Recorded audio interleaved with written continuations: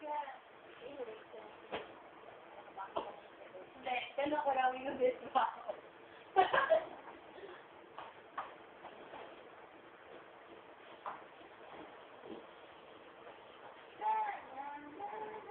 Meron?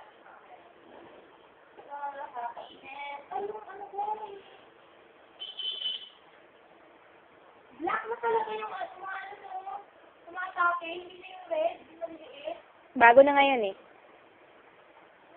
In-import na yan.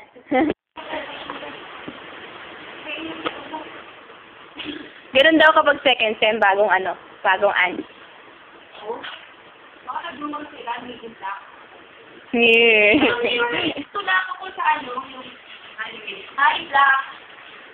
Yung sa African style, na gumawa na sila. Tapos? Tapos, sabi niya, hindi ko siya Hindi. Gusto ko sasabi niya, may part ko na, kahit paano maglala sa kanya, black pa rin siya. Black pa rin yung kulay ng skin niya. Mm. Pero, yung mga white, pag natatapos, di ba, nanimutla. Oo. Nagiging, green, sakit.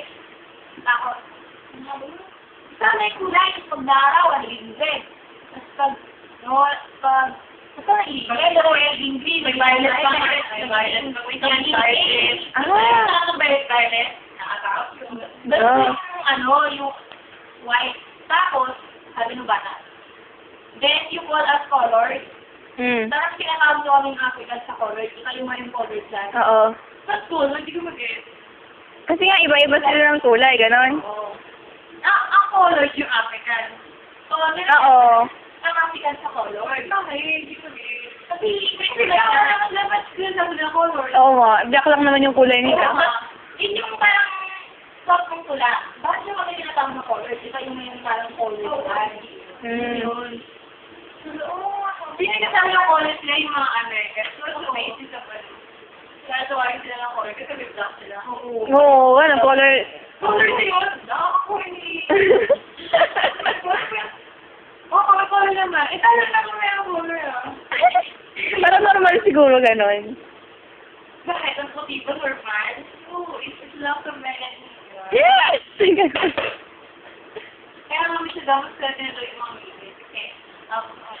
Hindi sila ganun kapag sa African. Kina Yes. Ayun, natatawa na naman. Alam mo yung intelligence mo? Paano mo nalaman yun? Take kami na isang kanina, tapos ang intelligence ko, intrapersonal. Diba, Parang typical yun. Because, Oo. nag-take kami ng exam, tapos may in-announce yung results, tapos sabi, sino yung nakakuha na high score sa first bracket? Nasa 6th bracket ako. Nung tinawag yung 6th bracket, sino yung nasa 6th bracket? Ako lang yung tumayo. Mag-isip ako sa isang personal. Ako later. Ano yung sabihin nun? Ako yung parang loader. Totoo. Isang kwarto. Ako na yung gusto mag-isa. Okay na. Parang wala siya gusto ko dito. Nasa loob ng kwarto, magpunta. Ganun na. Oo, totoo. Mamaya, sabi ni ma'am, palat daw kami. Kasi din sa team mo. Ako, hindi.